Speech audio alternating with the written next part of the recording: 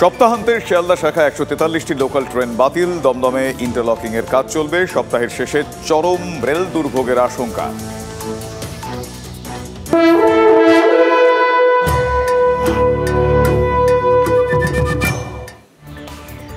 ছিলেন অভিনয়ের জগতে, এলেন রাজনীতির ময়দানে।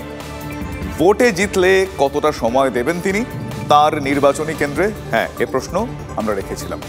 প্রতিপক্ষ বিজেপি প্রার্থী, একসময় তাঁর সহকর্মী লকেট চট্টোপাধ্যায়কে নিয়ে তিনি কি ভাবছেন, কতটা গুরুত্ব দিচ্ছেন প্রতিপক্ষকে? সন্দেশখালিতে কি প্রচারে যাবেন?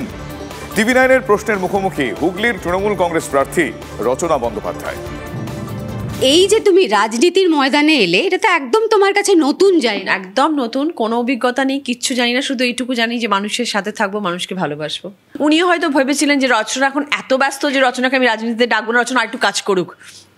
উনিও খুব পরিকল্পনা করে রচনা ব্যানার্জিকে রাজনীতিতে এনেছে। তুমি কি অন্য দল থেকে বা কোনো জায়গা থেকে কি রাজনীতির এর আগে আসার কোনো প্রস্তাব পেয়েছিলে? কোনোদিনও না। প্রস্তাব মানে সেই অর্থে যে তোর ডাইরেক্ট প্রস্তাব সেরকম নয়, বিরোধী দলের থেকেও এক দুবার প্রস্তাব এসেছিল, সেটা বহু বছর আগের কথা বলছি। কিন্তু তখন আমি তো রাজনীতিতে আসবো বলে কখনো ভাবিনি। আর সত্যি কথা বলতে আমি বরাবরই দিদির ফ্যান। তাহলে কি সাধারণ মানুষ যারা তোমাকে ভোট দেবে তারা তোমাকে সবসময় পাশে পাবে? আমি তো আমার তরফ থেকে 100% চেষ্টা করব। যারা দিতে পারেনি বা যেই কথাটা সবসময় ওঠে যে অভিনেত্রীরা সময় দেয় না, তাদের কি নিজস্ব কি সুবিধা অসুবিধা সেই ব্যাপারে তো আমি মন্তব্য করতে পারবো না, কারণ সবার প্রত্যেকের লাইফে কিছু না কিছু প্রবলেমস আছে। আমরা জানি যে হুগলি থেকে তুমি টিকিট পেয়েছো এবং সেখানে কিন্তু এখন রয়েছেন লকেট চ্যাটার্জি। ও কিন্তু অনেক দিন আগে চলে এসছে রাজনীতিতে এবং বেশ অভিজ্ঞ হয়ে গেছে। কতটা টাফ হতে চলেছে? যথেষ্ট টাফ, যথেষ্ট অভিজ্ঞ। রাজনীতিতে আমার অনেক সিনিয়র, ভীষণ ভালো বক্তৃতা দেন, ভীষণ ভালো কাজ করছেন দলের জন্য, খুবই ভালো। আমার কলিগ হতে পারে, কিন্তু কাজের ক্ষেত্রে সে আমার থেকে অনেক সিনিয়র, আমি তার জন্য তাকে রেসপেক্ট করি। তুমি জানো যে সন্দেশখালির ঘটনা ঘটেছে এবং সেখানে তোমার কি কোথাও খারাপ লেগেছে? ওখানকার মহিলাদের উপর যা হয়েছে, তুমি কি ভাবছো? দেখো, নিশ্চয়ই খারাপ লেগেছে। মহিলাদের জন্য আমি সবসময় ভাবি, সবাই জানে যে রচনা ব্যানার্জি মানে মহিলারা তার পাশে আছেন। এবং আমি এটাও বলেছিলাম, যদি আমার কখনো প্রচারে যেতে হয়, তো সব জায়গায় তো আমাকে প্রচারে যেতে হবে, যদি আমাকে কখনো সন্দেশখালিতেও যেতে হয়, আমি খুশি মনে যাব এবং সবার পাশে গিয়ে দাঁড়াবো এবং সবার সাথে গিয়ে কথা বলবো। কাজও তো করতে হবে, দিদি নাম্বার 1 চলবে এবং সেটা মানে একটু এফেক্টেড হবে। মানে হয়তো যেরম ভাবে আমি কাজ করি সেরম ভাবে করতে পারবো না, কারণ আমাকে হুগলিতেই থাকতে হবে। ওই প্রচারের ফাঁকে ফাঁকে এসে রাত্রেবেলায় শেষে কাজ করতে হবে আর কি। Thank you so much. প্রতিটি দর্শককে আমার তরফ থেকে নমস্কার।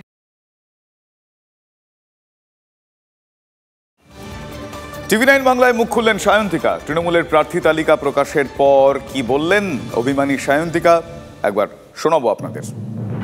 তাও কি অভিমান রয়েছে মনের মধ্যে এখনো? ভালোবাসা থাকলে তো অভিমান থাকবেই, যাকে ভালোবাসবো তার উপরে অভিমান হবে। কিন্তু না, মানে অভিমান আছে।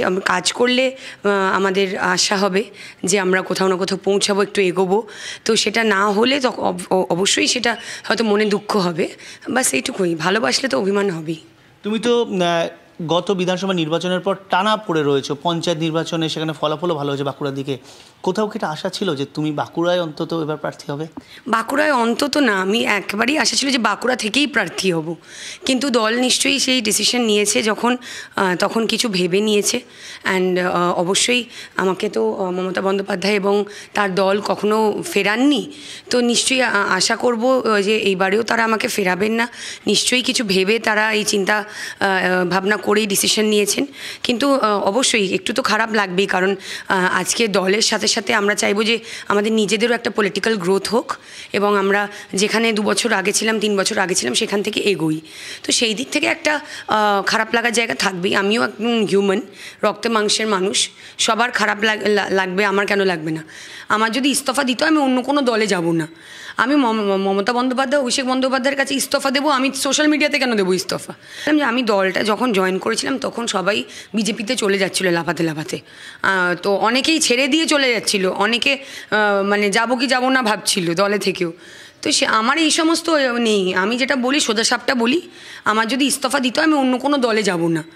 যেখানে যে ভালো হবে সেই প্রার্থী হয়েছে, দল কিছু ভেবেই তাকে প্রার্থী করেছে এবং সামনে আমরা দেখবো যে যারা নিশ্চয়ই চান্স, তো আমরা বিভিন্ন জনেরা বিভিন্ন জায়গাতে বিভিন্ন ক্ষেত্রে কাজ করি, আমরা বিভিন্ন মানে দপ্তরের সাথে যুক্ত কোনো না কোনোভাবে, তো কিছু না কিছুভাবে ডেফিনেটলি দল আমাদের ব্যবহার করবেন কাজের জায়গা থেকে। তো আমার দুঃখের জায়গা ওই জায়গাটা যে আমি যে হেরে গিয়েছিলাম একটা বিধানসভা, তার জন্য আমি চ্যালেঞ্জ নিয়েছিলাম, আমি 7টা বিধানসভা জুড়ে দৌড়েছিলাম যে একটা বিধানসভা তুলে দিতে পারিনি, 7টা বিধানসভায় তুলবই। তো ওইটা আমার নিজের কাছে একটা চ্যালেঞ্জ ছিল, যেটা হয়তো আমি প্রমাণ করার জায়গাটা পেলাম না। বহরমপুরে ইউসুফ পাঠানকে প্রার্থী করেনি ক্ষুব্ধ হুমায়ুন কবির। ভোটের দিন ঘোষণার পর বড় পদক্ষেপ করব, নতুন দল তৈরির হুঁশিয়ারি দিয়েছেন বিক্ষুব্ধ এই তৃণমূল কংগ্রেস নেতা।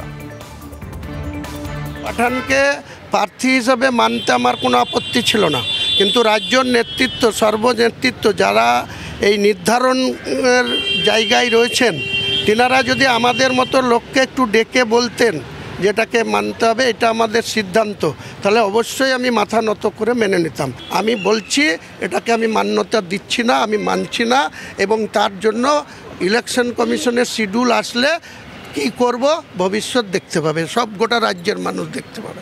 আমি ইউসুফ পাঠানের এগেনস্টে ভোট করব, অধীর চৌধুরীর এগেনস্টে ভোট করব, নির্মল সাহার এগেনস্টে ভোট করব। আপনি কি তাহলে কোথাও আবার কি বিজেপিতে যোগদান করতে চলেছেন? কোনো পার্টিতে যাব না, আমি নিজেই পার্টি খুলব, আমি নিজেই সেই পার্টির হয়ে কন্টেস্ট করব, এটা বলে দিলাম আপনাকে। দুটো প্রাসঙ্গিক বক্তব্য আপনাদের শোনাবো। মুর্শিদাবাদের তৃণমূল কংগ্রেস প্রার্থী আবু তাহের তিনি কি বলছেন শোনাবো, তৃণমূল কংগ্রেসের অন্যতম মুখপাত্র কুণাল ঘোষ কি বলছেন সেটাও শোনাবো। সবসময় সব সিদ্ধান্ত হয় না। হুমায়ুন কবিরকে যেদিন প্রার্থী দিয়েছিল সেদিন নিশ্চয়ই ভরতপুরের মানুষকে সব ডেকে হুমায়ুন কবিরকে প্রার্থী করেনি। সেদিন দিদি তার চিন্তা ভাবনা নিয়েই হুমায়ুন কবির বহিরাগত ছিল, সেদিন হুমায়ুন কবির ওই মাটিতে ছিল না, তাকে নিয়ে গিয়ে সুদূর সেই সালারে এবং ভরতপুরে প্রার্থী করা হয়েছিল। সুতরাং এটা কেউ ভাবে না যে অমুক বহিরাগত আর অমুক বহিরাগত নয়।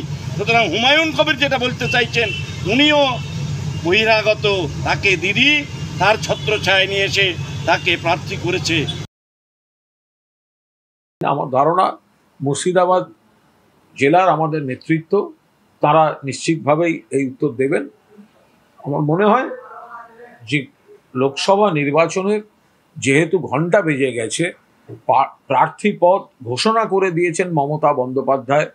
যখন মমতাদির নেতৃত্বে অভিষেকের সেনাপতিত্বে গোটা দল ময়দানে নেমে পড়েছে, তখন এই ধরনের বক্তব্য রাখা বা এই ধরনের মনোভাব দেখানো দলের কোনো কর্মী, কোনো স্তরের কোনো সৈনিক, কোনো সংগঠকের এগুলো থেকে বিরত থাকা উচিত।